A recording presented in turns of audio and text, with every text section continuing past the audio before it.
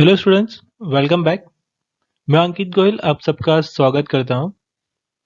आज हम standard 12th English medium के सब्जेक्ट कंप्यूटर स्टडीज में chapter number 10 exceptions handling in Java के बारे में डिस्कस करने वाले हैं। तो चलिए स्टार्ट करते हैं अपना चैप्टर नंबर 10। चैप्टर नंबर 10 का फर्स्ट टॉपिक है एक्सेप्शन। तो अब देखिए कि एक्सेप्शन क्या है।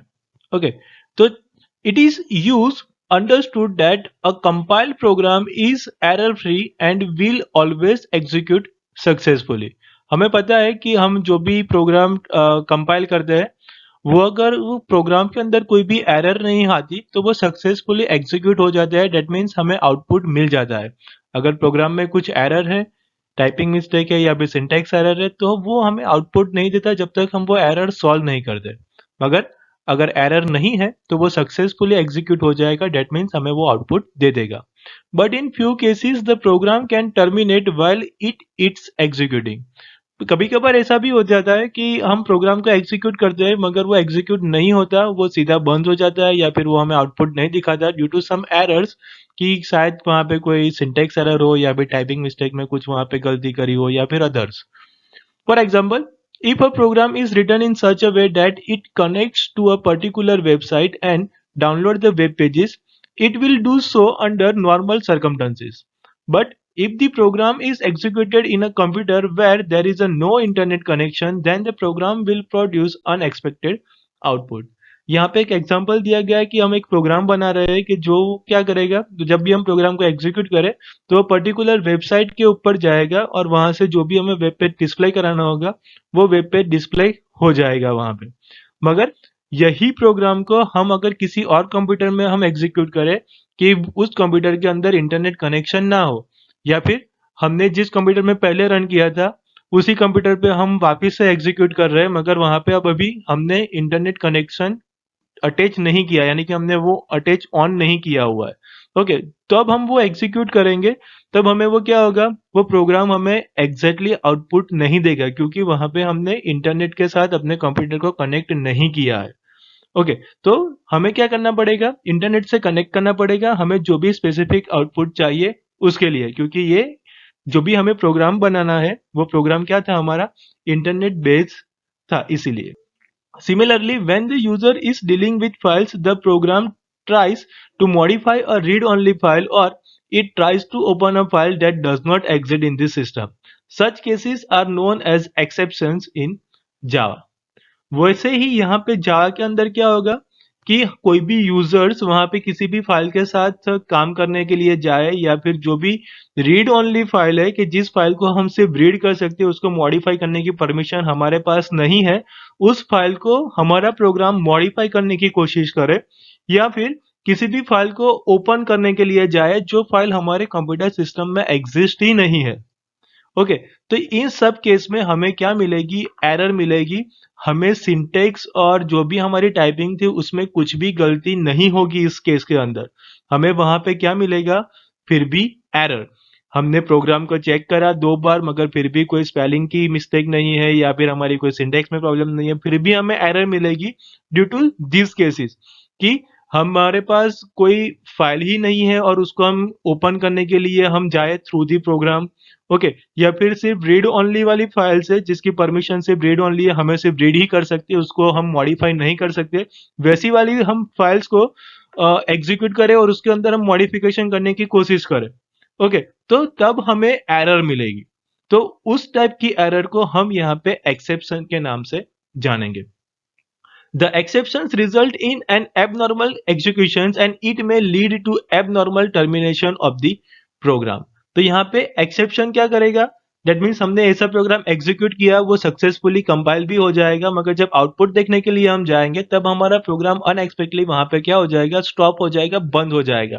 तो पूरा प्रोग्राम हमारा वहां पे टर्मिनेट हो जाएगा ड्यू टू दिस एरर कि हमारे पास उस टाइप की फाइल नहीं है या फिर उस फाइल में हमें वो परमिशन नहीं है कि हम कुछ मॉडिफाई कर सके, एक्सेट्रा एंड एक्सेट्रा।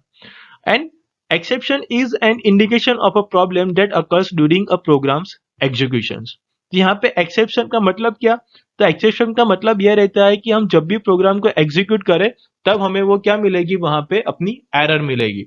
तो एक्सेप्शन का मतलब यही है कि जब भी हम प्रोग्राम को एग्जीक्यूट करें तब हमें वो क्या मिलेगी वहां पे, error. And exception usually signals and error. तो एक्सेप्शन का मतलब यहाँ पे सिंपल लैंग्वेज में ले ले तो exception means a simple error. Although exceptions occur infrequently, one has to be careful in handling such cases while writing the code. फिर भी हमारे प्रोग्राम के अंदर जो भी ये इस टाइप की एक्सेप्शंस यानी कि जो भी एरर अकर होगी यानी कि वो एरर आएगी, उस एरर को हम यहाँ पे प्रोग्राम के अंदर अपने आप वो उसको हैंडल कर सकते हैं कि बाय चांस अगर हमें ये टाइप की एरर मिलती है तो हमें क्या करना होगा, वो सारा कुछ हम अपने प्रोग्रामेटिकली कोड के अंदर उसको हैंडल कर सकते हैं ताकि हमारे प्रोग्राम जब भी एग्जीक्यूट हो तब हमें उस एरर ना मिले. Exception handling allows a program to continue executing as if no problem had been encountered, or it may notify the users of the problem before terminating in an uncontrolled manner. तो exception handling means what? तो ये जो भी exception handling है वो programmer को allow करेगा कि हम जब भी प्रोग्राम को एग्जीक्यूट करेंगे तब वो प्रोग्राम सडनली अनएक्सपेक्टेड बंद ना हो जाए और बंद होने से पहले हमें वहां पे एक एरर मैसेज दिखाई दे कि भाई ये प्रोग्राम इस वजह से बंद हो रहा है या फिर यहाँ पे ये प्रॉब्लम्स आने की वजह से ये प्रोग्राम टर्मिनेट हो रहा है, ताकि प्रोग्रामर को भी पता चले कि एग्जैक्टली एरर कहाँ पे आ रही है. शायद प्रोग्रामर को पता ना हो कि रीड ओनली फाइल है या फिर वो फाइल एग्जिस्ट ही नहीं है या फिर कहीं और लोकेशन पे है और वो कहीं और लोकेशन पे ढूंढ रहा है, वॉट एवर. तो उसको वहां पे पता चला कि यहाँ पे ये प्रॉब्लम्स है ताकि प्रोग्रामर आसानी से अपनी एरर ढूंढ सके और वहां पे प्रोग्राम को मॉडिफाई करके वापस से सक्सेसफुली एग्जीक्यूट कर सके. There are few standard exceptions available in a Java, a technique to guarantee that a particular block of code will always be executed even if exceptions are present in our program. तो यहाँ पे कुछ exceptions है ऐसे Java के अंदर कि जिसको हम जब भी हम प्रोग्राम को एग्जीक्यूट करेंगे वहां पे शायद वो एक्सेप्शन हो फिर भी हमारा प्रोग्राम सक्सेसफुली एग्जीक्यूट हो जाए. तो ये सारे एक्सेप्शन को हैंडल करने की हम जो भी प्रोसेस है वो प्रोसेस हम इस चैप्टर के अंदर देखेंगे कि अगर हमारे प्रोग्राम के अंदर इस टाइप की कुछ एरर्स मिलती है हमें तो हमें उसको कैसे हैंडल करना है, या फिर यूजर्स के थ्रू अगर इस टाइप की एरर हमें मिल रही है तो हमें उसको किस तरह का एरर मैसेज डिस्प्ले करवाना है. तो वो सारा कुछ हम इस चैप्टर के अंदर देखेंगे in the exceptions handling. The next topic is types of exceptions. तो हम देखें कि जावा के अंदर कौन कौन से टाइप के एक्सेप्शंस अवेलेबल है और हम उसको सॉल्व कैसे कर सकेंगे. तो in Java all kinds of error conditions are called exceptions.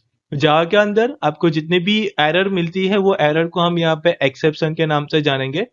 Error can be broadly classified into two categories, namely one is compile time error and the second one is run time error. तो यहाँ पे error को हम दो class के अंदर हम उसको क्लासिफाई कर सकते हैं कि एक तो कंपाइल टाइम एरर एंड दूसरी है रन टाइम एरर. तो देखिए इन दोनों के बारे में कि कंपाइल टाइम एरर क्या कहती है और रन टाइम एरर क्या काम करेगी. तो सबसे पहला है कि कंपाइल टाइम एरर. तो a compiler is a use to convert source code into the object code. जब भी हमने जावा का 6 चैप्टर एक्सप्लेन करा था तब हमने देखा था कि जावा प्रोग्राम कैसे एग्जीक्यूट करता है. तो वो सोर्स फाइल को क्या करेगा, सबसे पहले ऑब्जेक्ट कोड की फाइल के अंदर वो कन्वर्ट करेगा. ओके, तो जैसे हम प्रोग्राम को कंपाइल करेंगे तो जो भी हमारा कुछ टाइप किया हुआ है यानी कि जो हमारी सोर्स फाइल है टेक्स्ट फाइल, उस फाइल को वो क्या करेगा मशीन लैंग्वेज के अंदर कन्वर्ट करेगा, डेट इज ऑब्जेक्ट कोड के अंदर वो क्या करेगा कन्वर्ट करेगा. If there is a syntax error in the program, a compilation error is display and class file is not created. अगर हमारे प्रोग्राम के अंदर कोई भी सिंटैक्स एरर है तो वहां पे एक एरर डिस्प्ले हो जाएगी और जो क्लास फाइल क्रिएट होनी चाहिए थी वो क्लास फाइल क्रिएट नहीं होगी क्योंकि हमारा प्रोग्राम सक्सेसफुली कंपाइल नहीं हुआ है. दैट्स व्हाई डॉट क्लास वाली फाइल वो क्रिएट नहीं करेगा. Examples of some common syntax error are missing like a semicolon, use of undeclared variable, wrong spellings of identifier और keyword and mismatch of bracket. तो यहाँ पे कॉमन सिंटेक्स बताई गई है कि कौन कौन सी एरर्स प्रोग्रामर कर सकता है. तो जनरली प्रोग्राम्स के अंदर आप वहां पे एक सेमीकोलन शायद कहीं स्टेटमेंट के अंदर लिखना भूल गए हो या फिर जहां पे कोई वेरिएबल डिक्लेयर ना करा हो और प्रोग्राम के अंदर उसका यूज कर लिया हो, कहाँ पे कुछ रॉन्ग स्पेलिंग कर दिए हमने, वेरिएबल्स ऊपर कुछ और नाम का लिखा हुआ है और नीचे कहीं जल्दी जल्दी में टाइपिंग मिस्टेक में वहां पे वेरिएबल का नाम कुछ अलग लिख दिया. आइडेंटिफायर का नाम कुछ अलग दिख दिया है, ब्रैकेट को वहां पे मिसमैच कर दिया, यानी कि ओपनिंग क्लोजिंग करना था, हमने 2 बार क्लोज कर दिया, फिर 2 बार ओपन कर दिया, या फिर बंद ही नहीं किया ओपनिंग करने के बाद, वट एवर। तो ऐसी वाली नॉर्मल यहाँ पे हम गलती कर सकते हैं। Compile time errors are usually the mistakes of a programmer and it does not allow the program to compile unless they are solved. तो यहाँ पे जो भी कंपाइल टाइम एरर्स है वो compile time errors generally programmers की mistake के कारण वो जनरेट होगी। तो जब तक प्रोग्रामर्स ये टाइप की जो भी एरर्स आ रही है वो एरर्स को सॉल्व नहीं करेगा, तब तक अपना प्रोग्राम जो भी है वो सक्सेसफुली कंपाइल नहीं होगा एंड डॉट क्लास नाम की फाइल नहीं बनेगी। तो यहाँ पे अपने प्रोग्राम को सक्सेसफुली कंपाइल करने के लिए प्रोग्रामर को जो भी एरर्स होगी वो एरर सॉल्व करना जरूरी बनेगा, तब जाकर प्रोग्राम सक्सेसफुली कंपाइल होगा। नोट है कि in the field of computer science exit code और exit status indicates whether the command और अ प्रोग्राम एग्जीक्यूटेड सक्सेसफुली और नॉट। तो यहाँ पे जहाँ के अंदर आप देखोगे तो यहाँ पे एग्जिट कोड या फिर एग्जिट स्टेटस वहां पे इंडिकेट करेगा आपका प्रोग्राम भले ही सक्सेसफुली एग्जीक्यूट हुआ हो या ना हुआ हो। Code 0 indicates that the command executed successfully, whereas code 1 indicates that some problems occur while executing the command. तो यहाँ पे जो भी आप प्रोग्राम को एग्जीक्यूट करोगे तब आपको वहां पे एग्जिट कोड 1 या फिर exit code 0 at the end आपको देखने को मिलेगी। आपकी एरर आएगी तो भी और नहीं आएगी तो भी। यहाँ पे उसको समझना कैसा कि अगर वहां पे एग्जिट कोड 0 लिखा हुआ मिले, दैट मीन्स व्हाट कि आपका जो भी प्रोग्राम आपने एग्जीक्यूट किया है वो सक्सेसफुली वहां पे एग्जीक्यूट हो गया है। तो code 0 indicates that the command executed successfully, और वहां पे शायद एग्जिट कोड 1 या फिर एग्जिट स्टेटस 1 देखने को मिले, तो वहां पे ऐसा समझने का कि वहां पे आप जो भी प्रोग्राम को एग्जीक्यूट कर रहे हैं तो उस प्रोग्राम के अंदर कुछ एरर्स है, और वो एरर्स भी इंडिकेट करता है कि आपको कहाँ पे कौन सी लाइन में एरर्स है, तो उस लाइन पे जाकर आप वहां पे एरर भी सॉल्व कर सकते हो। फिर सेकंड एक्सेप्शन है हमारा रन टाइम एरर। तो देखिए रन टाइम एरर्स क्या कहती है। तो if there are no syntax error in the source code then the program will compile successfully and will get a class file. अगर प्रोग्राम के अंदर कोई भी सिंटेक्स एरर नहीं है, कोई भी टाइपिंग मिस्टेक नहीं है, तो प्रोग्राम सक्सेसफुली कंपाइल हो जाएगा एंड क्लास फाइल वहां पे जनरेट हो जाएगी, यानी कि डॉट क्लास नाम की एक फाइल वहां पे क्रिएट हो जाएगी क्योंकि हमारा प्रोग्राम सक्सेसफुली कंपाइल हो गया है। However, this does not guarantee that the program will execute as per the expectation. तो इसका मतलब ये नहीं कि हम जो भी एक्सपेक्टेशन के साथ अपना प्रोग्राम बनाया था वैसा वाला वो प्रोग्राम एग्जीक्यूट हो जाएगा और वैसा आउटपुट हमें मिल जाएगा। जरूरी नहीं है कि डॉट क्लास की फाइल बनी तो हमें आउटपुट मिलेगा ही। अगर रन टाइम एरर्स है, वहां पे कुछ गलती है, वहां पे कुछ, तो हमें वो आउटपुट नहीं मिलेगा। The exceptions will be generated during run time. तो यहाँ पे जो भी एक्सेप्शंस होगा यानी कि जो भी एरर होगी, हम प्रोग्राम को जब रन करेंगे तब वो वहां पे एरर जनरेट होगी। For each type of exceptions there are corresponding exception class in Java. तो यहाँ पे हर एक एक्सेप्शन के लिए जावा के अंदर एक एक्सेप्शन क्लास बना हुआ है जो वो एरर को क्या करेगा, हैंडल करेगा। The java.lang and java.io package contains a hierarchy of classes during with various exceptions. तो यहाँ पे जो java.lang है एंड java.io नाम के जो पैकेज जावा के अंदर ऑलरेडी इनबिल्ट है, उसके अंदर ये सारे एक्सेप्शंस वहां पे इनबिल्ट बने हुए हैं। Few widely observed exceptions are listed in the table below. तो यहाँ पे कुछ ऐसे एक्सेप्शंस है जो टेबल के अंदर नीचे एक्सप्लेन करके आपको दिए गए हैं। तो आप यहाँ पे देख सकते हो कि कुछ रन टाइम एक्सेप्शन आपको कौन कौन से मिल सकते हैं। तो आपको यहाँ पे कुछ एक्सेप्शन के बारे में आपको टेबल के अंदर इंडिकेट करके दिया है। तो आपको फर्स्ट कॉलम में दिख रहा है एक्सेप्शन क्लास, फिर सेकंड कॉलम में वहां पे हेडिंग की कंडीशन रिजल्टिंग इन एक्सेप्शन, ये क्यों होगा तो उसके बारे में यहाँ पे है, और उसके एग्जाम्पल्स दिए है, दैट इज अ डेमो कि इस तरह के अगर कोडिंग आपके प्रोग्राम के अंदर है तो वहां पे वो एरर मिलेगी। तो देखिए सबसे पहले कि array index out of bounds exceptions. Okay, तो ये क्यों जनरेट होगा, तो यहाँ पे उसका रीजन दिया गया है कि an attempt to access the array element with an index value that is outside the range of the array. अगर हम वहां पे पर्टिकुलर कोई एरे डिक्लेयर किया है और उस एरे की रेंज के बाहर का कोई एलिमेंट हम वहां पे उसको एग्जीक्यूट करने के यानी कि एक्सेस करने की अगर हम बात करें तो ये एक्सेप्शंस वहां पे जनरेट होगा। उसका एग्जांपल यहाँ पे है कि integer a is equal to new integer 4। Okay, तो हम यहाँ पे 4 की साइज का एरे बना रहे हैं और हम यहाँ पे उस एरे के अंदर एक इंडेक्स वैल्यू डेट इज 13 लिखा हुआ है और वहां पे 99 की वैल्यू हम वहां पे उसको असाइन करा रहे हैं। अब उसकी साइज ही ऑलरेडी 4 है, तो वहां पे हम उसकी वहां 99 की वैल्यू 13 नंबर की इंडेक्स में हम कैसे वहां पे स्टोर करा सकते हैं। तो इस वजह से यहाँ पे क्या होगी, हमें एक एरर मिलेगी। फिर दूसरा एक्सेप्शन है कि एरिथमेटिक एक्सेप्शन।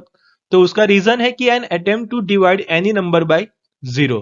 तो हम यहाँ पे कोई भी नंबर को अगर जीरो से डिवाइड करेंगे ना, तो यहाँ पे जनरेट होगा एरिथमेटिक एक्सेप्शन। उसका यहाँ पे एग्जांपल दिया गया है कि integer a is equal to 50 divide by zero.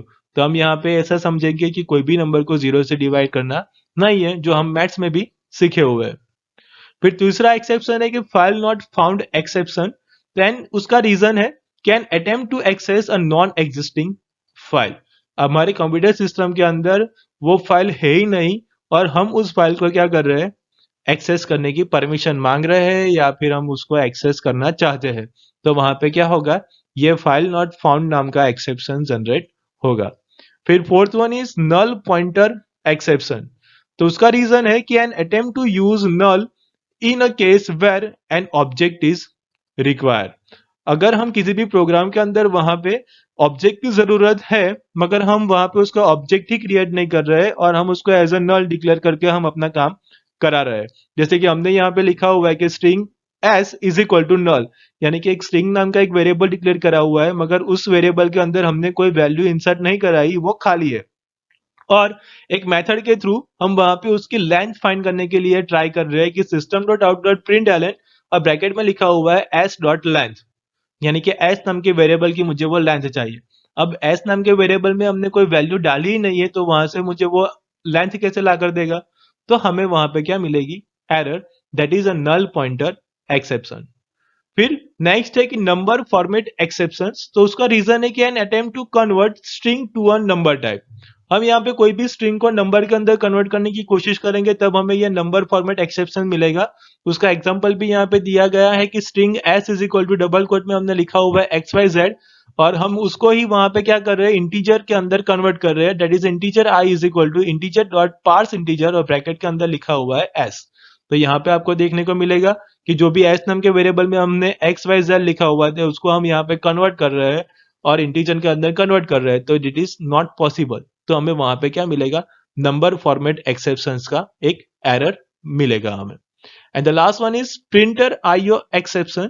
तो उसका रीजन है कि N input output error has occur while printing. अगर हम वहां पे प्रिंटर अटैच नहीं है और हम वहां पे प्रोग्राम के थ्रू प्रिंटिंग दे रहे हैं या फिर प्रिंटिंग अटैच है मगर वहां पे मशीन ऑफ है, वॉट एवर कोई भी एक रीजन हो सकता है जिसके थ्रू हमें वहां पे ये एक्सेप्शंस जनरेट होगा। तो ये सारे जो भी हमने यहाँ पे एक्सेप्शंस देखे वो यहाँ पे जनरली कॉमन एक्सपेक्शंस थे जिसके बारे में हमने यहाँ पे डिस्कस करा, जो हमें रन टाइम यानी कि प्रोग्राम को एग्जीक्यूट करेंगे तब वो वहां पे अकर हो सकते हैं।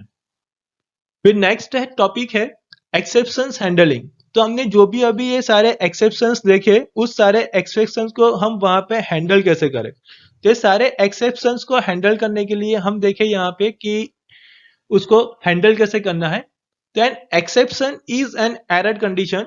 Exceptions handling in an object oriented technique for managing error. तो यहाँ पे हमने देखा है कि जो भी हमारा एक्सेप्शन है वो एक एरर कंडीशन है, यानी कि वो एक एरर है। अब इस एरर को यहाँ पे ऑब्जेक्ट ओरिएंटेड टेक्निक के अंदर हैंडल करने का काम हम कैसे करेंगे, तो थ्रू दी एक्सेप्शंस हैंडलिंग के through. While performing the exceptions handling, one has to try to ensure that the program does not terminate abruptly nor does it generate unexpected output। तो यहाँ पे एक्सेप्शन हैंडलिंग को हम काम में कब लेंगे, तो जब भी हम वहां पे प्रोग्राम को एग्जीक्यूट करने के लिए जाएंगे तब वो प्रोग्राम हमारा एकदम से टर्मिनेट ना हो जाए या फिर हमारा प्रोग्राम कोई अनएक्सपेक्टेड आउटपुट जनरेट ना करे। उसके लिए हमें क्या करना है, एक्सेप्शंस हैंडलिंग अपने प्रोग्राम के अंदर लिखना है। Java uses the keywords like try, catch and finally to write an exception handler। तो Java के अंदर try, catch and finally नाम के कीवर्ड है जो यहाँ पे एक्सेप्शंस को हैंडल करने के लिए यूज होंगे। The keywords try, catch and finally are used in the presence of the exceptions. These keywords represent the block of statement. तो यहाँ पे exceptions जब भी जनरेट होगी तब वहां पे try catch and finally keyword को हम यूज कर सकते हैं और इसके अंदर यानी कि ट्राई कैच एंड फाइनली को हम यहाँ पे ब्लॉक ऑफ स्टेटमेंट के अंदर रिप्रेजेंट कर सकते हैं, यानी कि हर एक कीवर्ड का एक वहां पे एक ब्लॉक होगा। अब हमें ब्लॉक पता है कि वो क्या है, कि दो कर्ली ब्रैकेट के अंदर हम वहां पे स्टेटमेंट लिखेंगे, उसको हम वहां पे बोलेंगे block. A try block contains the code that may give rise to one or more exceptions. तो यहाँ पे ट्राई ब्लॉक के अंदर का मतलब क्या कि ट्राई ब्लॉक क्या करेगा, तो ट्राई ब्लॉक के अंदर हम वहां पे एक एक्सेप्शंस या फिर एक से ज्यादा एक्सेप्शन वहां पे हम जनरेट कर सकते हैं, यानी कि हम वहां पे उसको लिख सकते हैं। A catch block contains the code that is intended to handle exceptions for a particular type that were created in the associated try block। तो यहाँ पे कैच ब्लॉक के अंदर क्या आएगा, तो कैच ब्लॉक के अंदर वो आएगा कि जो भी एरर्स वहां पे जनरेट होगी उस एरर को कैसे हैंडल करना है। तो वो हैंडल करने के लिए जो भी हम स्टेटमेंट लिखेंगे तो वो स्टेटमेंट वहां पे कैच ब्लॉक के अंदर लिखना है, यानी कि ट्राई ब्लॉक के अंदर जो भी एरर जनरेट होगी उस एरर को हैंडल करने का काम वहां पे कैच ब्लॉक करेगा। And a finally block is always executed before the programs and regardless of whether any exceptions are generated in the try block or not। तो फाइनली ब्लॉक को एग्जीक्यूट कब करना है और उसका काम क्या है, तो जब भी प्रोग्राम एंड होगा यानी कि वो सक्सेसफुली कंपाइल हो या फिर वो सक्सेसफुली आउटपुट दे ना दे, तो प्रोग्राम को एंड करने से पहले वहां पे अगर एरर जनरेट हो या ना हो ट्राई ब्लॉक के अंदर तो उसको वहां पे एग्जीक्यूट करना जरूरी है। तो हमारा जो भी फाइनली ब्लॉक है तो वो अगर ट्राई ब्लॉक के अंदर कोई एरर जनरेट हुई या ना हुई फिर भी वो क्या होगा, वहां पे एग्जीक्यूट तो प्रोग्राम के अंदर होगा ही।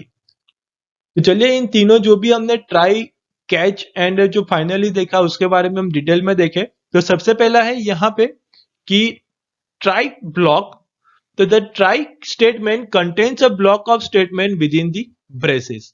तो यहाँ पे ट्राई ब्लॉक के अंदर स्टेटमेंट्स हमें लिखना है, जो भी हम कर्ली ब्रैकेट के अंदर लिखते हैं नॉर्मली, जो भी हम जावा प्रोग्राम लिखेंगे वैसे ही हम यहाँ पे कर्ली ब्रैकेट के अंदर अपने ट्राई स्टेटमेंट के अंदर हम वहां पे क्या लिखेंगे, स्टेटमेंट लिखेंगे। This is the code that has to be monitored for the exceptions. तो यहाँ पे जो स्टेटमेंट्स हम लिखेंगे वो स्टेटमेंट क्या करेगा कि जो भी एक्सेप्शन जनरेट होगा उस एक्सेप्शन को वहां पे क्या करेगा, उसके ऊपर नजर रखेगा, यानी कि जब भी कोई एक्सेप्शन वहां पे जनरेट हो रहा है प्रोग्राम के अंदर तो वो तुरंत वहां पे उसके ऊपर फोकस करके वहां पे हमें इंडिकेट करेगा कि यहाँ पे एरर आने वाली है। If a program occurs during its execution and exception is throw. अगर प्रोग्राम के एग्जीक्यूशन के दौरान वहां पे कोई भी प्रॉब्लम आया तुरंत ही वो जिसके अंदर ट्राई ब्लॉक के अंदर जो भी हमने स्टेटमेंट्स लिखे होंगे वो तुरंत वहां पे एग्जीक्यूट हो जाएंगे, दैट इज एक्सेप्शंस वहां पे क्या हो जाएगा, एक थ्रो, यानी कि वहां पे एक जनरेट हो जाएगा। Each type of problem corresponds to an object in a Java. तो यहाँ पे जो भी हम वहां पे प्रॉब्लम को देखें यानी कि जो भी हमारा एक्सेप्शंस है तो वो एक्सेप्शन हर एक ऑब्जेक्ट के कॉरस्पॉन्ड्स वहां पे वो बनेगा। और ट्राई ब्लॉक में give rise to one or more exception. तो यहाँ पे ट्राई ब्लॉक के अंदर आप वहां पे एक या फिर एक से ज्यादा एक्सेप्शंस आप वहां पे जनरेट कर सकते हो, यानी कि उसके बारे में आप वहां पे लिख सकते हो आपके प्रोग्राम में कौन कौन सी टाइप की एरर्स आने वाली है, तो वह सारा कुछ आप वहां पे लिख सकते हो कि भाई मुझे एरे की भी एरर मिलने वाली है या फिर नंबर फॉर्मेट के अंदर भी एरर मिलने वाली है, तो इससे दो टाइप के भी आप वहां पे ट्राई ब्लॉक जनरेट कर सकते हो। The syntax of the try block is given below. उसकी सिंटेक्स है यहाँ पे कि ट्राई और कर्ली ब्रैकेट के अंदर एक्सेप्शन को हैंडल करने के लिए आपको जो भी स्टेटमेंट्स लिखने हैं तो वो दोनों कर्ली ब्रैकेट के अंदर आप वहां पे स्टेटमेंट सारे लिख सकते हो। तो ये था सिंपल आपका ट्राई ब्लॉक। फिर सेकंड पॉइंट है द कैच ब्लॉक। तो the catch block must immediately follow the try block. तो जो भी आप जब भी प्रोग्राम के अंदर आपने ट्राई ब्लॉक लिखा हुआ होगा उसके बाद तुरंत आपको वहां पे कैच ब्लॉक लिखना है। तो ट्राई ब्लॉक के बाद तुरंत आपको वहां पे कैच ब्लॉक देखने को मिलेगा। It contains the code that it is to be created to handle an exception. तो ट्राई ब्लॉक के अंदर जो भी एक्सेप्शन जनरेट होगा तो उस एक्सेप्शन को हैंडल करने का जो भी कोड होगा वो हम यहाँ पे कैच ब्लॉक के अंदर लिखेंगे। The catch block is an exception handler for a single try block. There can be one or more catch blocks. तो यहाँ पे हम जो भी कैच ब्लॉक लिखने वाले हैं, यानी कि जो भी हम कैच ब्लॉक बनाएंगे, तो वो एक क्या है, एक्सेप्शन हैंडलर, यानी कि जो भी एरर जनरेट हो रही है वो एरर को हैंडल करने का काम कैच ब्लॉक करेगा। तो भले ही हम यहाँ पे अपने प्रोग्राम के अंदर एक सिंगल ट्राई ब्लॉक बनाया हुआ है, तो वो सिंगल ट्राई ब्लॉक के लिए भी हम यहाँ पे एक या फिर एक से ज्यादा यहाँ पे कैच ब्लॉक बना सकते हैं, क्योंकि ट्राई ब्लॉक के अंदर हमने आगे देखा कि आप वहां पे एक या एक से ज्यादा एक्सेप्शंस आप वहां पे लिख सकते हो। तो हर एक एक्सेप्शन के लिए वहां पे आप मल्टीपल कैच ब्लॉक भी क्रिएट कर सकते हो। तो उसके लिए यहाँ पे सिंटेक्स है कि आपको कैच ब्लॉक कैसे बनाना है। तो उसकी सिंटेक्स है, यहाँ पे देखो तो ट्राई ब्लॉक कर्ली ब्रैकेट के अंदर जो भी स्टेटमेंट्स लिखने थे वो हमने लिख दिए। फिर उसके बाद तुरंत ही हमें जैसे ही ट्राई ब्लॉक एंड होता है हमें वहां पे कैच ब्लॉक बना देना है। तो वहां पे कैच और ब्रैकेट के अंदर लिखा हुआ है कि एक्सेप्शंस अंडरस्कोर टाइप और एक्सेप्शंस अंडरस्कोर ऑब्जेक्ट। तो कौन सा एक्सेप्ट, तो वहां पे उसकी सिंटेक्स को समझे तो वहां पे है कि एक्सेप्शंस जो भी लिखा हुआ है तो उसकी टाइप कौन सी है, और पर्टिकुलर टाइप का एक वहां पे ऑब्जेक्ट बनाना है। और फिर बाद में कर्ली ब्रैकेट के अंदर, यानी कि opening and closing curly bracket के बीच में जो भी हमें एक्सेप्शन को हैंडल करना है तो उसके बारे में हम वहां पे कोड लिखेंगे। A catch block consists of the keyword catch followed by a single parameter, and the code to handle the exceptions has to be written between the parentheses। तो यहाँ पे जो भी हम वहां पे कैच ब्लॉक लिखेंगे उसके बाद हम वहां पे एक सिंगल पैरामीटर के अंदर हम वहां पे अपना जो भी एक्सेप्शंस होगा उसके टाइप एंड ऑब्जेक्ट हमें वहां पे उसका क्रिएट करना है। और the code to handle the exception has to be written between the parenthesis. तो जो भी हमें उस कोड को एग्जीक्यूट करना हो या फिर उसको हैंडल करना है उसको हम वहां पे पैरेंथेसिस के अंदर ही कंपलसरी हमें लिखना है। The parameter identifies the type of the exceptions that the block is to deal with। तो यहाँ पे जो भी पैरामीटर लिखा हुआ है, यानी कि जो कैच के बाद हम पैरामीटर लिखेंगे उस पैरामीटर को वो इंडिकेट करेगा कि हमें कौन से एक्सेप्शन को हैंडल करना है और कौन से ब्लॉक के साथ हमें डील करनी है। Java supports the various type of the exceptions. Below figure illustrate the mechanism of the try catch block. तो यहाँ पे फिगर के थ्रू बताया गया है कि ट्राई एंड कैच ब्लॉक को वहां पे कैसे हैंडल करना है और ट्राई ब्लॉक कैच ब्लॉक के अंदर कैसे काम करेगी। तो यहाँ पे फिगर को हम यहाँ पे समझे तो वहां पे देखो सबसे पहले ऊपर ट्राई ब्लॉक लिखा हुआ है जहां पे लिखा हुआ है स्टेटमेंट्स दैट में causes the exceptions of the different types। तो अलग अलग टाइप की जो भी वहां पे एरर जनरेट होगी उसके बारे में हमने वहां पे स्टेटमेंट्स लिखे हुए हैं। दैट मींस ट्राई ब्लॉक क्या करेगा, एक्सेप्शंस को वहां पे क्रिएट करेगा। तो जो भी एक्सेप्शंस वहां पे क्रिएट हो रहे हैं तो वो सीधा ट्राई ब्लॉक थ्रो करेगा कैच ब्लॉक के अंदर। और कैच ब्लॉक क्या करेगा, जो भी एक्सेप्शंस उसके पास आया है उसको वो हैंडल करेगा ताकि हमारा प्रोग्राम अनएक्सपेक्टली बंद ना हो जाए या फिर हमें कोई भी अलग आउटपुट ना मिले। उसका काम वो वहां पे कैच ब्लॉक करेगा। तो कैच ब्लॉक के अंदर जो भी स्टेटमेंट्स लिखे हुए होंगे उस स्टेटमेंट को वहां पे वो एग्जीक्यूट करेगा, डिपेंड्स अपॉन कि कौन सा एक्सेप्शंस वहां पे आया हुआ है उस हिसाब से। तो इस तरह का ट्राई एंड कैच ब्लॉक वहां पे एक दूसरे के साथ काम करेंगे। फिर नेक्स्ट एक टॉपिक है कि मल्टीपल कैच ब्लॉक। तो हमने अभी थियरी में भी देखा था कैच ब्लॉक के अंदर के एक ट्राई ब्लॉक आपने बनाया हुआ है तो उसके रिगार्डिंग्स आप वहां पे मल्टीपल कैच ब्लॉक क्रिएट कर सकते हो। तो यहाँ पे अभी मल्टीपल कैच ब्लॉक को कैसे हैंडल करना है तो उसके बारे में देखें। तो in a single program multiple exceptions can occur. तो एक ही प्रोग्राम के अंदर आप एक या फिर एक से ज्यादा एरर्स वहां पे जनरेट हो सकती है।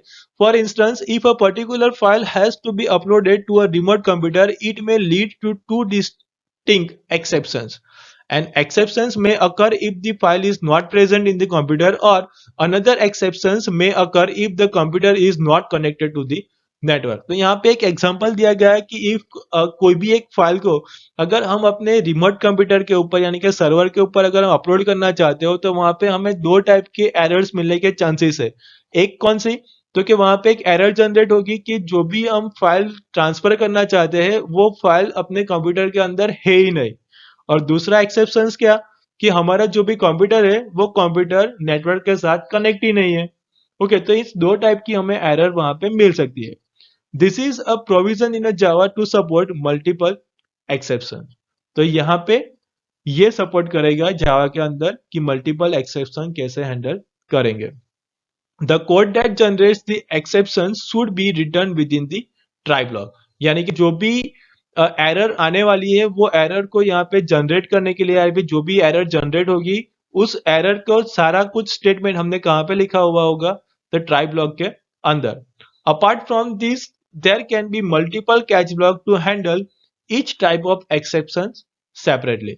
तो यहाँ पे भले ही हमने ट्राई ब्लॉक के अंदर इन दोनों एरर के बारे में हमने वहां पे स्टेटमेंट्स लिखे हुए हैं, मगर हम कैच ब्लॉक को अलग अलग एरर्स को हैंडल करने के लिए हम अगर अलग अलग भी क्रिएट करें तो भी वो चलेगा, यानी कि सेपरेट क्रिएट करना चाहे हर एक एरर को हैंडल करने को तो भी हम वहां पे कर सकते हैं। Multiple try block can be nested together but care must be taken to write a corresponding catch block for each try block.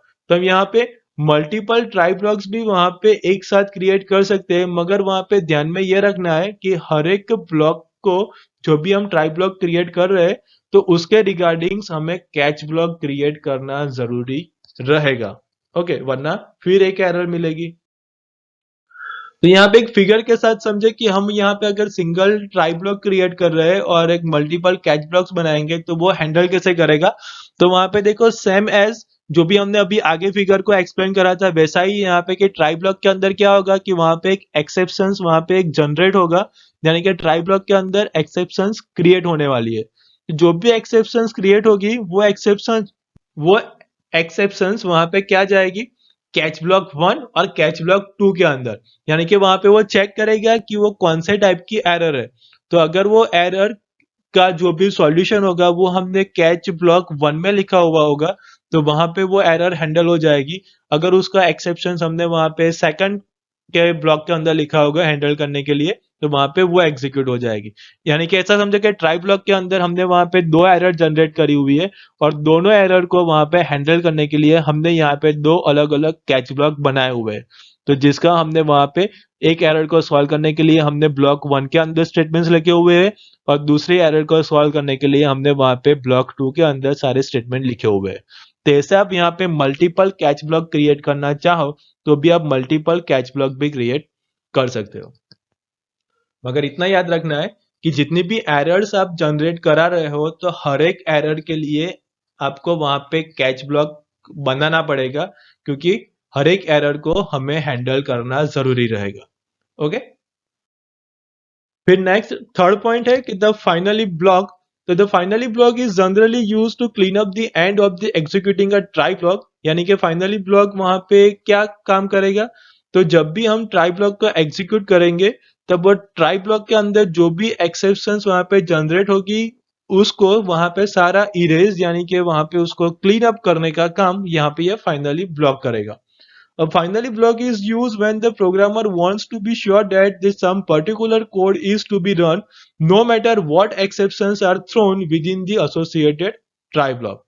तो यहाँ पे फाइनली ब्लॉक का हम यूज कब करेगा कोई भी प्रोग्रामर, तो अगर प्रोग्रामर वहां पे उसको पता ही है कि हम जो भी हम यहाँ पे कोड लिख रहे हैं एग्जीक्यूट कर रहे हैं तो वहां पे कोई भी एक्सेप्शंस आए तो उस एक्सेप्शन को वहां पे एक्सक्लूड, यानी कि उसको ध्यान में ही नहीं लेना है और जो भी आए उस एक्सेप्शन के बारे में हमें वो चिंता ना करके हमें अपने प्रोग्राम को एग्जीक्यूट करना हो तो उसके लिए हम वहां पे प्रोग्रामर क्या करेगा, फाइनली ब्लॉक वहां पे एग्जीक्यूट करेगा। अब finally block is always executed regardless of whether or not exceptions are thrown during the executions of the associated try block। जब भी हम प्रोग्राम को यहाँ पे एग्जीक्यूट करेंगे तब फाइनली ब्लॉक ऑलवेज एग्जीक्यूट होगा। वो वहां पे ध्यान में नहीं लगा कि भाई जो भी हमने ट्राई ब्लॉक के अंदर एरर्स वाले जो स्टेटमेंट्स लिखे थे तो एरर्स आई है नहीं आई है वो ध्यान में नहीं लेगा, मगर जब भी प्रोग्राम को एग्जीक्यूट करेंगे भले ही ट्राई ब्लॉक के अंदर कोई भी एरर जनरेट ना हुई हो फिर भी वो फाइनली ब्लॉक वहां पे अपना काम तो करेगा ही। A finally block is widely used if a file needs to be closed or a critical resources is to be released at the completion of the program। तो यहाँ पे प्रोग्राम को जो भी हम एग्जीक्यूट करके एंड करने वाले हैं तो वो प्रोग्राम का एंड के टाइम पे जो भी हमने फाइल्स को एग्जीक्यूशन में लिया था या फिर जो भी हमने फाइल्स को यूज करी थी उस फाइल को क्लोज करना कंपलसरी हो, या फिर जो भी हमने प्रोग्राम के अंदर रिसोर्सेज को यूज किया था, उस रिसोर्सेज को, सारे रिसोर्सेज को हमें क्या करना हो, रिलीज करना हो, यानी कि हमें फ्री करना हो, तब हम फाइनली ब्लॉक को एग्जीक्यूट कर दे। ओके, यानी कि प्रोग्राम के अंदर हमने कोई भी रिसोर्सेज को लिया हुआ है या फिर कोई भी फाइल्स को हमने ओपन करा हुआ है, तो वो सारी फाइल्स को क्लोज करने के लिए हमें ये लास्ट में फाइनली ब्लॉक लिखना है, ताकि वो सारा कुछ क्या करे, बंद करे या फिर रिलीज कर कर प्रोग्राम को वहां से फ्री कर दे, यानी कि जो भी रिसोर्सेज प्रोग्राम के साथ अटैच थे उसको वहां पे वो इरेज रिलीज कर दे। The syntax of finally block is given below. तो फाइनली और दोनों कर्ली ब्रैकेट के अंदर जो भी आपको स्टेटमेंट्स लिखने हैं पर्टिकुलर प्रोग्राम को क्लीन अप करने के लिए, या फिर जो भी आपने रिसोर्सेज लिए हुए हैं वो रिसोर्सेज को आपको फ्री करने के लिए, रिलीज करने के लिए जो भी स्टेटमेंट्स लिखने हैं, वो स्टेटमेंट आप फाइनली ब्लॉक के अंदर आप वहां पे लिख सकते हो। Each try block must always be followed by at least one block that is either a catch block or a finally block. तो यहाँ पे आप हर एक ट्राई ब्लॉक के बाद आप वहां पे एटलीस्ट एक ऐसा ब्लॉक क्रिएट करना होगा कि जो वहां पे वो क्या करे, फाइनली ब्लॉक को एग्जीक्यूट करे। यानी कि हर एक ट्राई ब्लॉक के पीछे एटलीस्ट एक फाइनली ब्लॉक होना चाहिए, ताकि वो क्या करे, हर एक ट्राई ब्लॉक के अंदर जो भी एरर जनरेट हुई है उस एरर को वहां पे क्लीन अप कर सके। तो आपने वहां पे शायद दो ट्राई ब्लॉक बनाए हुए हो, तो आपको वहां पे नीचे प्रोग्राम में दो फाइनली ब्लॉक बनाने पड़ेंगे। ओके, सिंपल स्टेटमेंट है ये। फिर फोर्थ वन है कि द थ्रो स्टेटमेंट।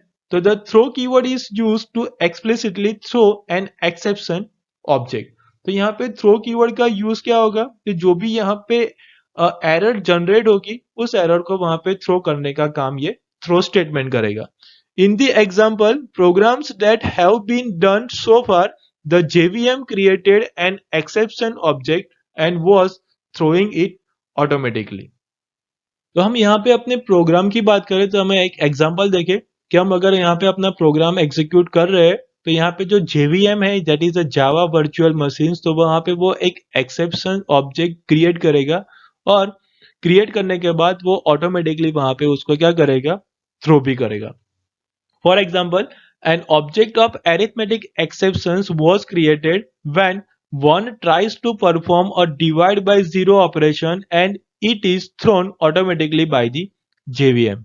तो यहाँ पे एक एग्जांपल दिया कि कोई यूजर्स यहाँ पे पर्टिकुलर कोई एक नंबर को वहां पे जीरो से डिवाइड करने की कोशिश कर रहा है, तो वहां पे एरिथमेटिक एक्सेप्शन जनरेट होगा। अब वो एरिथमेटिक एक्सेप्शन जनरेट तो हो गया, मगर उसको थ्रो करने का काम कौन करेगा, तो थ्रो करने का काम JVM करेगा, that is Java virtual machine करेगा। तो जैसे ही वहां पे एक्सेप्शन जनरेट हुआ, तुरंत वो एक्सेप्शन को क्या करेगा, JVM ऑटोमेटिकली थ्रो कर देगा। यानी कि हमें कुछ उसको इंस्ट्रक्शन नहीं देनी है कि एक्सेप्शन जनरेट होती है तो तू भाई थ्रो कर या ना कर, वो अपने आप ही थ्रो कर देगा। Java does not provide mechanism to create an exception object and throw it explicitly. The object that one throws must be of type java.lang.throwable, that is object of throwable class or any of its subclass, otherwise a compile error occurs। तो यहाँ पे जो भी objects हमने बनाए हुए हैं तो उसको थ्रो करना है, और वो थ्रो करने के लिए यहाँ पे जावा के अंदर एक क्लास भी अवेलेबल है कि java.lang.throwable। वो वहाँ पे थ्रोएबल क्लास का भी ऑब्जेक्ट हो सकता है या फिर कोई भी सब क्लास का ऑब्जेक्ट हो सकता है। अदरवाइज वहां पे कंपाइल टाइम के अंदर आपको एरर भी देखने को मिल सकती है।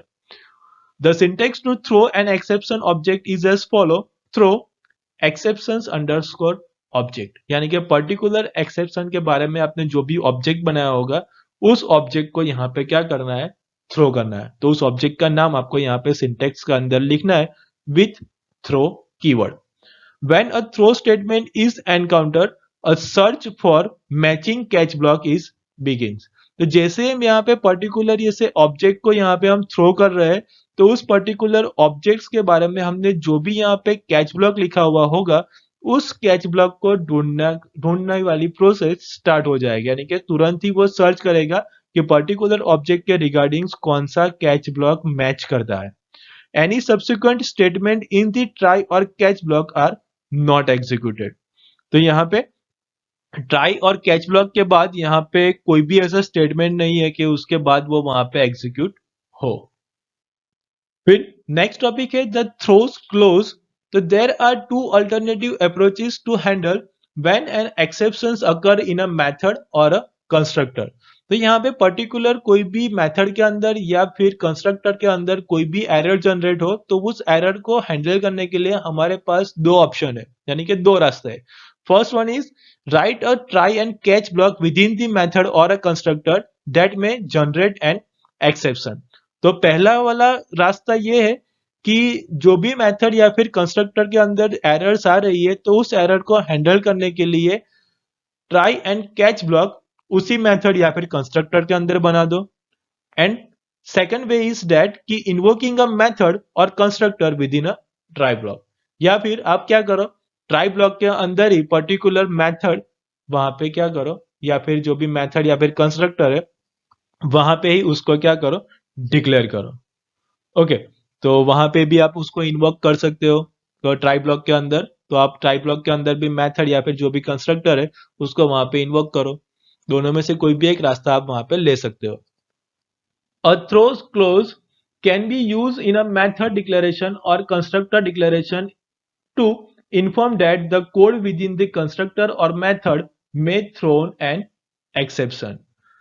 तो यहाँ पे कंस्ट्रक्टर या फिर हम मेथड के अंदर जो भी इंस्ट्रक्शन दे, यानी कि जो भी हम वहां पे एक्सेप्शंस करने के लिए हम जाएंगे तो वो थ्रो करना है, तो वो इंडिकेट करेगा कि मेथड या फिर कंस्ट्रक्टर के अंदर हम जो भी स्टेटमेंट एग्जीक्यूट कर रहे हैं वो वहां पे एरर जनरेट करेगा, यानी कि वहां पे एक एरर जनरेट हो रही है। It also signifies that there is no catch block within the method that can handle the exceptions.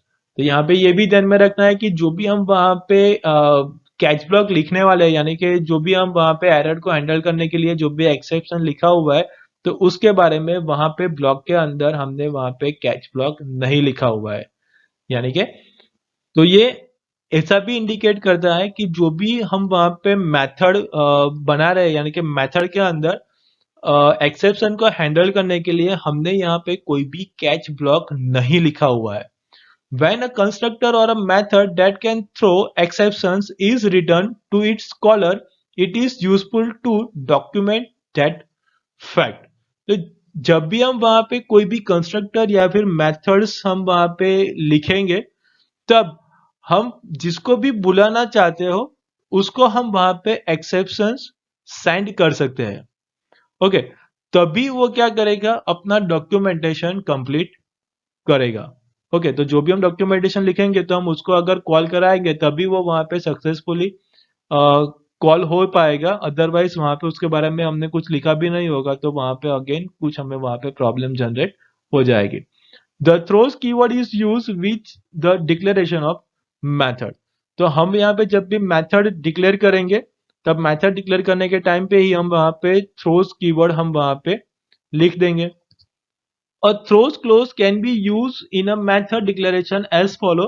तो जब भी हम मेथड डिक्लेयर करने के टाइम पे हम जो भी थ्रोज कीवर्ड का हमें जो यूज करना है, क्लोज का जो हमें यूज करना है तो हम कैसे करेंगे, तो उसके बारे में सिंटेक्स है यहाँ पे मेथड अंडरस्कोर मॉडिफायर्स, फिर return type, method name underscore name, बीच में जो भी पैरामीटर्स वो पैरामीटर्स लिखने हैं, फिर थ्रोज और अगेन थ्रोज करके जो भी हमारा एक्सेप्शंस का लिस्ट हो वो सारा कुछ लिस्ट यहाँ पे लिखना है।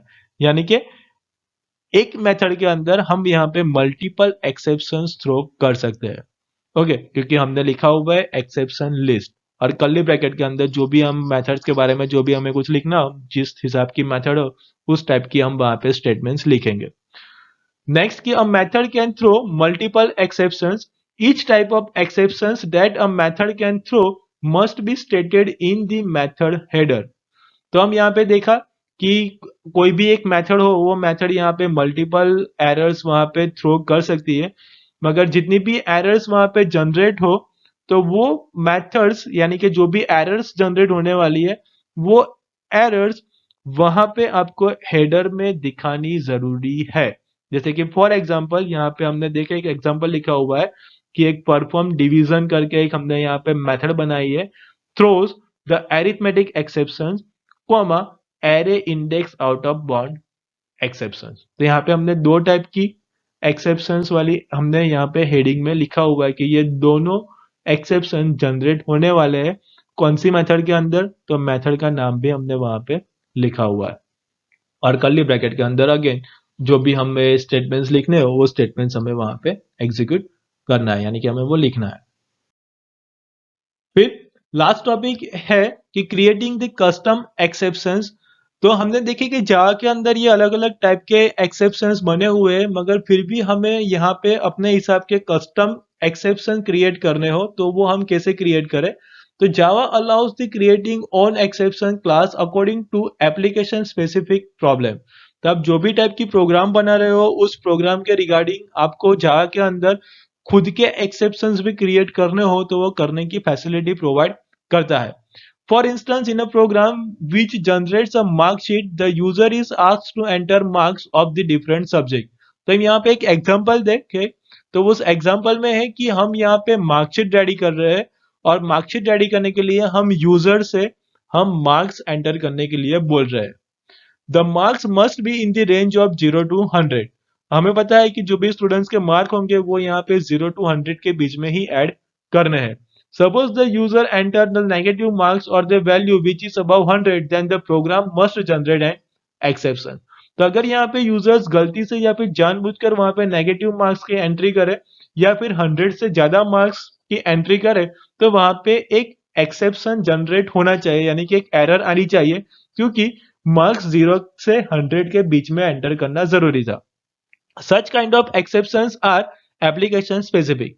तो इस टाइप के जो भी एक्सेप्शंस बनने वाले हैं या फिर जनरेट होंगे तो वो क्या होंगे, एप्लीकेशन स्पेसिफिक एक्सेप्शंस होंगे, क्योंकि ये वाला एक्सेप्शन हर एक प्रोग्राम के अंदर नहीं आएगा। Java does not provide the built-in exception class for application specific exceptions। तो यहाँ पे जावा के अंदर हर एक एप्लीकेशन के मुताबिक एक्सेप्शन क्लास बने हुए नहीं है। तो user defined exceptions can be created by creating a सब क्लास ऑफ एक्सेप्शन क्लास। तो हमें यहाँ पे क्या करना पड़ेगा कि हमें यहाँ पे एक यूजर डिफाइंड एक्सेप्शंस क्रिएट करना पड़ेगा विद द हेल्प ऑफ कि हम जो भी एक एक्सेप्शन क्लास जावा के अंदर बना हुआ है तो उसका हमें एक सब क्लास क्रिएट करना पड़ेगा। These exceptions can be thrown explicitly using the throws statement। तो इसके अंदर जो भी एक्सेप्शन जनरेट होंगे तो उसको हम यहाँ पे थ्रोस स्टेटमेंट के थ्रू हमें वहां पे उसको क्या करना है, थ्रो करना है। However, it is required to catch these exceptions and handle it accordingly। मगर ये जो भी एक्सेप्शन जनरेट होंगे तो उसको वहां पे कैच ब्लॉक के अंदर ही उसको हैंडल करना है और फिर उसके बाद हम जिस हिसाब से काम करते थे अपने प्रोग्राम में कि ट्राई कैच एंड फाइनली, वैसा हमें वहां पे क्या करना है, फिर काम अपना कंटिन्यू करना है। तो सिर्फ यहाँ पे एक्सेप्शन को हैंडल करने के लिए यानी कि उसको क्रिएट करने के लिए हमें एक यहाँ पे यूजर डिफाइंड एक्सेप्शन जनरेट करना है, क्योंकि जावा के अंदर एप्लीकेशन स्पेसिफाइड एक्सेप्शंस अवेलेबल नहीं है, क्योंकि ऐसी हजारों एप्लीकेशन बनती है और हजारों एक्सेप्शन जनरेट होंगे। तो जावा के अंदर ऐसे हजारों एक्सेप्शन क्लास बने हुए नहीं है। जैसे जो इनबिल्ट फिक्स जो क्लासेस थे कि जो प्रॉब्लम जनरेट होती है हर एक कॉमन के अंदर, तो उतने एक्सेप्शन क्लास अवेलेबल है। बाकी के सारे अगर कुछ ऐसी एक्सेप्शंस आती है कि वो यूजर्स को मना है करने को, यानी कि जैसे कि एग्जांपल में देखा कि 0 से 100 के बीच में ही मार्क डालना है, आप उससे कम या ज्यादा मार्क्स नहीं डाल सकते, तो वैसे वाले एक्सेप्शंस आपको खुद से बनाने पड़ेंगे। तो जावा वो फैसिलिटीज प्रोवाइड करता है। And the last point is कि advantages of the exceptions handling. A good program must always handle exceptions rather than the program being terminated abruptly। तो यहाँ पे एक अच्छा सा प्रोग्राम किसे कहते हैं कि एक अच्छा प्रोग्राम इसे कहते हैं कि जो वहां पे एरर्स को हैंडल करे, ना कि वो तुरंत या फिर अनएक्सपेक्टेडली वो बंद हो जाए। Few advantages of using the exceptions handling in a Java program are listed below। तो यहाँ पे कुछ एडवांटेजेस दिए गए हैं कि एक्सेप्शन को हैंडल करने के लिए, तो हम देखिए उसको। तो सबसे पहला है कि it allows maintaining normal flow of program in the absence of exception handling the flow of program is disturb. तो यहाँ पे जावा के अंदर हमने देखा कि वहां पे जो भी हमने प्रोग्राम का जो भी नॉर्मल फ्लो चल रहा होता है उस नॉर्मल फ्लो को हैंडल करने का काम यानी कि मेंटेन करने का काम ये करेगा। अगर हमने वहां पे एक्सेप्शन हैंडलिंग वहां पे हमने लिखा हुआ नहीं है, ओके, तो वो क्या करेगा, हमारा जो भी प्रोग्राम का फ्लो होगा वो प्रोग्राम का फ्लो इधर उधर चला जाएगा, यानी कि पूरा डिस्टर्ब हो जाएगा। ओके, फिर सेकंड वन है कि it allows the writing separated error handling code from the normal code.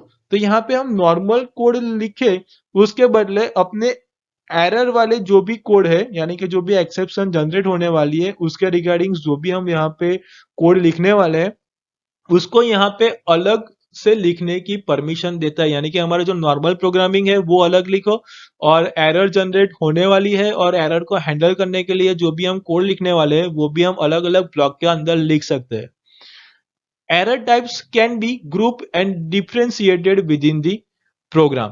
तो यहाँ पे जो भी अलग अलग एरर्स आने वाली है वो सारी एरर्स को हम यहाँ पे एक ग्रुप के अंदर ले सकते हैं, और प्रोग्राम के अंदर हम वहां पे उसको अलग अलग उसको डिफरेंशिएट भी करा सकते हैं। नेक्स्ट है कि assertion can be use to debug the program before deploying it to the clients. तो यहाँ पे क्लाइंट्स को जब भी हम प्रोग्राम हैंडल करें, यानी कि हमारा सब कुछ कंप्लीट हो जाने के बाद क्लाइंट को जब हम प्रोग्राम्स दे, तो वो प्रोग्राम्स डिबग हुए हैं या नहीं हुए हैं उसको वहां पे वो कंफर्मेशन देता है, क्योंकि हमने जावा के अंदर ऐसी अलग अलग टाइप्स के एक्सेप्शंस डालकर हमने सारी तरीके का वो चेक कर दिया है programme.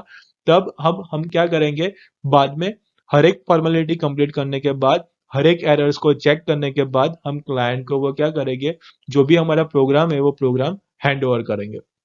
And the last one is कि it provides an easy mechanism to log various runtime errors while executing the program। तो यहाँ पे जब भी हम प्रोग्राम को एग्जीक्यूट करेंगे तब एग्जीक्यूट करने के टाइम पे जो भी एरर्स आ रही है उस एरर को वहां पे वो क्या करेगा, कैच करेगा, यानी कि वो उसको पकड़ेगा और फिर बाद में उसको सॉल्व करने की सारी फैसिलिटीज वो क्या करेगा, हमें वहां पे वो प्रोवाइड करेगा। तो स्टूडेंट्स ये था अपना चैप्टर नंबर 10 कि जिसके अंदर हमने देखा कि जावा प्रोग्राम के अंदर कौन कौन सी टाइप की एरर आती है, और जो भी एरर्स आती है वो एरर्स को कैसे सॉल्व करना है, तो वो सॉल्व करने का तरीका भी हमने देखा।